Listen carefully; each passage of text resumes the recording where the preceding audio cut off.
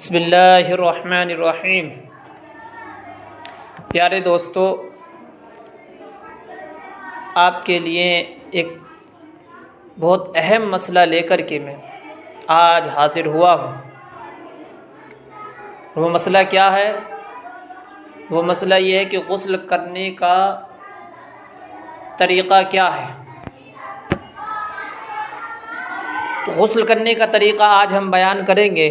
اس سے قبل آپ لوگوں کی بارگاہ میں چھوٹی گزارش یہ ہے کہ جو لوگ ہمارے ایم منظری چینل پر نئے ہیں وہ ہمارے چینل کو سبسکرائب کریں اور بیل آئیکن کو بھی دبا دیں تاکہ آنے والی نئی آڈیو کا نوٹیفیکیشن آپ کو سب سے پہلے مل سکے۔ چلیے تو دوستو، آج ہم غسل کرنے کا طریقہ بیان کر دیں۔ یہ ایک بات ذہن نشی کر لیں کہ غسل ایک اہم مسئلہ ہے۔ اگر آدمی پر غسل واجب ہو گیا اور اس نے غسل صحیح طریقے سے نہیں کیا، مکمل اس کا غسل نہیں ہوا، تو اس کی نماز ہونا تو دور کی بات ہے، اسے نماز پڑھنے جانا تو دور کی بات ہے، مسجد میں داخل ہونا بھی اس کے لیے جائز نہ ہوگا اگر آدمی کا غسل صحیح نہیں ہوا۔ یہ کب ہے؟ جب کہ آدمی پر غسل واجب ہو چکا ہو اور اچھی طریقے سے غسل اس نے نہ کیا ہو۔ تو پھر غسل کا طریقہ کیا ہے، کیسے کرنا چاہیے؟ تو آپ لوگ بہت غور سے اس کو سنیں کہ غسل کرنے کا طریقہ یہ ہے کہ پہلے غسل کی نیت کر کے دونوں ہاتھ گھٹوں تک دھوئے، پھر استنجے کی جگہ کو دھوئے، اس کے بعد بدن پر اگر کہیں بھی نجاست لگی ہوئی ہو تو اس نجاست کو دھو لے، اور پھر دھونے کے بعد نماز جیسا وضو کرے، مگر پاؤں نہ دھوئے ایسی جگہ جہاں کے پانی جمع ہوتا ہو۔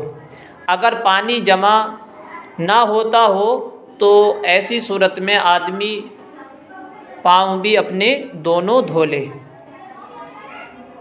پھر اس کے بعد پانی کو تیل کی طرح اپنی جسم پر چپیٹ لے، اور پھر پانی کو دائیں کاندھے پر پھر بائیں کاندھے پر پانی 3 مرتبہ بہائے، پھر سر پر پانی ڈالے، اور اس کے بعد تمام بدن پر پانی بہائے۔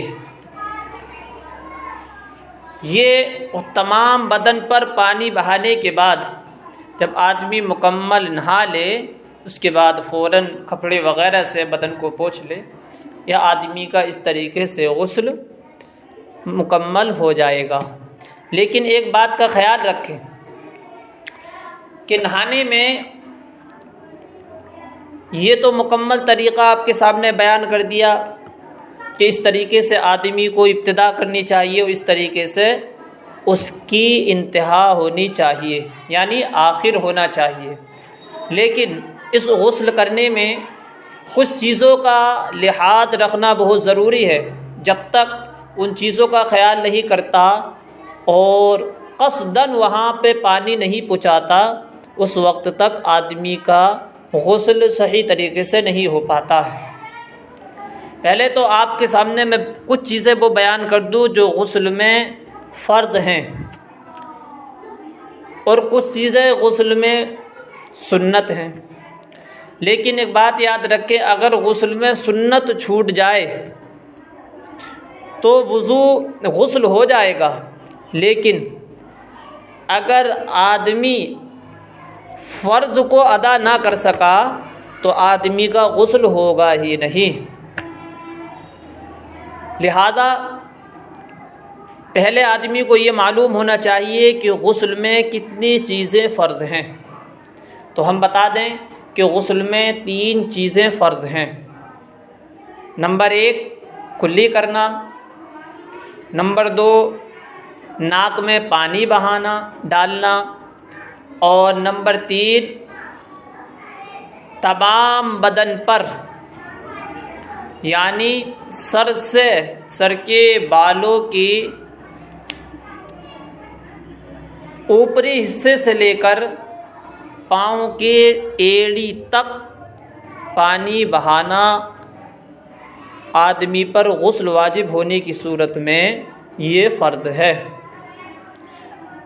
یہ 3 فرض جو کلی کرنا، ناک میں پانی ڈالنا اور تمام بدن پر سر کے بالوں کے اوپری حصے سے لے کر پاؤں کے تلی تک جو پانی بہانا فرض ہے، اگر یہ چھوٹ گئے، ان میں سے یا ایک بھی چھوٹ گیا تو آدمی کا غسل ہوگا ہی نہیں۔ جب اس کا غسل نہیں ہوگا تو پھر اسے نہ نماز میں جانا جائز ہوگا، نماز پڑھے گا ایسے اس سے تو نماز نہیں ہوگی، بلکہ نماز ایسی صورت میں پڑھنے سے اور گناہگار ہوگا، مسجد میں جانے سے گناہگار ہوگا، قرآن شریف چھوگا پڑھے گا تو گناہگار ہوگا، کیونکہ اس کا غسل ابھی ہوا ہی نہیں ہے۔ اس لیے جب آدمی کلی کرے، جب نماز جیسا وضو کرے تو اس میں کلی بھی شامل ہے، ناک میں پانی بھی ڈالنا شامل ہے، لیکن خیال رکھے کہ کلی کرنے کی صورت میں خوب مبالغہ کرے، یعنی اچھی طریقے سے پانی منہ میں بہا لے، خوب کلی کرے کہ 3 مرتبہ میں انشاءاللہ اس کا منہ کا ہر حصے پر پانی اندرونی حصے میں بہہ جائے، یہاں تک کہ اگر کسی کے دانتوں میں کوئی چیز لگی ہو، اٹکی ہوئی ہو، تو پہلے وہ اسے نکال لے اور اس کے بعد وہ کلی کرے۔ اگر کسی شخص کے دانتوں میں کوئی چیز اٹکی ہوئی ہے، اس نے نہیں نکالا اور ایسے ہی اس نے کلی کر لی اور اس کے دانتوں کی کھڑکی میں پانی نہیں بہا، تو ایسی صورت میں آدمی کا غسل نہیں ہوگا۔ اور خوب جہاں تک ہو سکے غرارہ کرے تاکہ پانی اچھی طریقے سے منہ میں پہنچ جائے۔ دوسرا فرض جو ناک میں پانی ڈالنا ہے،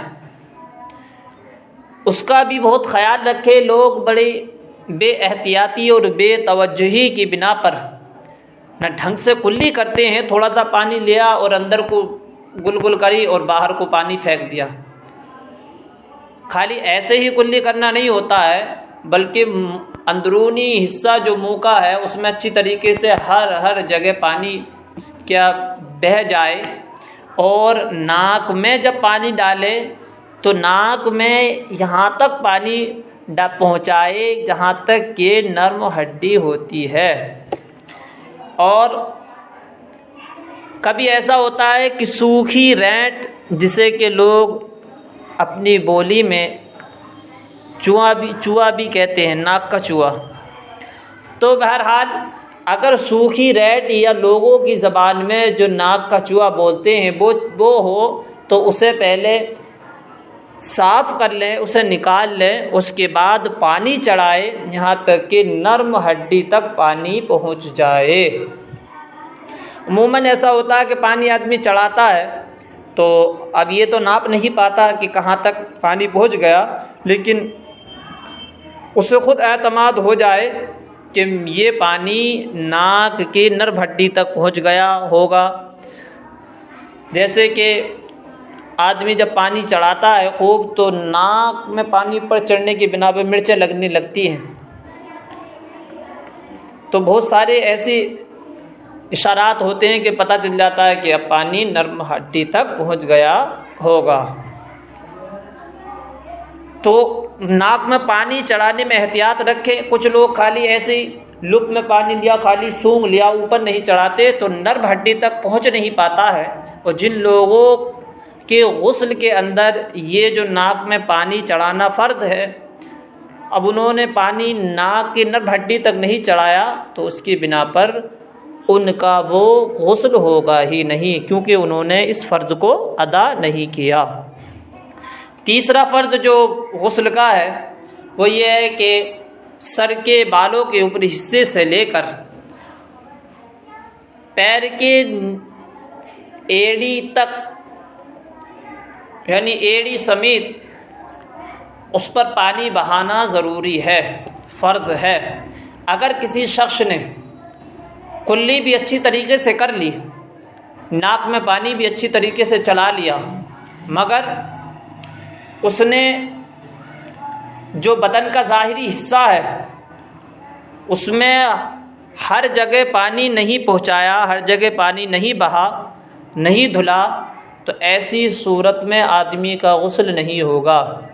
کچھ چیزیں میں بتا دوں کہ جہاں پر پانی آدمی احتیاط سے خود قصداً چڑھاتا ہے، پہنچاتا ہے، جب ہی پانی پہنچ پاتا ہے۔ وہ کون کون سی جگہیں ہیں؟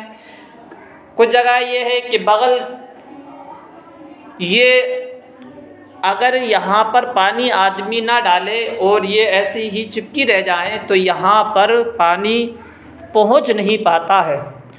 اگر بال برابر بھی سوکھی رہ گئی تو آدمی کا اس صورت میں غسل ہوگا ہی نہیں۔ اس لیے آدمیوں کو ان بغلوں کے نیچے بھی قصداً پانی پہنچانا چاہیے تاکہ کوئی جگہ رہ نہ پائے۔ اور ایک، جب آدمی کھڑے ہو کر کے نہاتا ہے تو ایسی صورت میں ٹانگوں کے درمیان میں جو کھڑے ہونے کی صورت میں پانی خود نہیں پہنچ پاتا۔ کبھی ایسا ہوتا ہے کہ پانی کچھ ادھر کچھ دوسری سائڈ میں چلا جاتا ہے تو وہ جگہ خشک رہ جاتی ہے، اس لیے خیال رکھیں کہ وہاں بھی قصداً پانی پہنچائیں۔ اور ایک، جب آدمی بیٹھ کر کے نہائے تو ایسی صورت میں یہ جو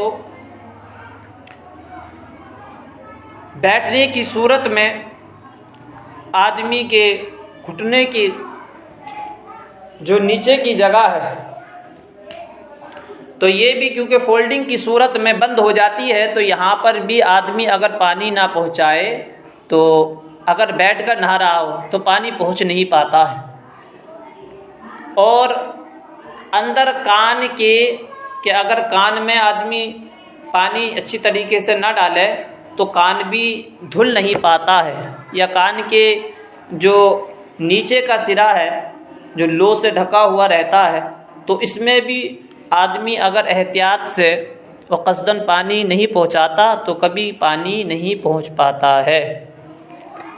تو یہ جو جگہ ہیں ایسی جو فولڈنگ کی صورت میں چھپی رہ جاتی ہیں، تو ان چیزوں پر بالخصوص توجہ سے پانی پہنچائیں تاکہ آدمی کا غسل مکمل ہو جائے، اور جب آدمی کا غسل مکمل ہو جائے گا تو انشاءاللہ اس کی نماز بھی ادا ہو جائے گی اور اس کا مسجد میں جانا بھی جائز ہوگا، کلام مقدس کی تلاوت کرنا بھی جائز ہوگا اور اس پر اجر عظیم بھی ملے گا۔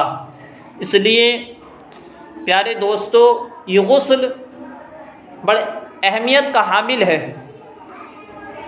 اسے بالخصوص توجہ کے ساتھ مکمل طور پر اس کو ادا کرے، جس پر کہ اللہ رب العالمین کی بارگاہ میں جانا تمہارا جائز ہو۔ اللہ رب العالمین کی بارگاہ میں دعا ہے کہ تعالی ہمیں اس پر عمل کرنے کی توفیق رفیق عطا فرمائے۔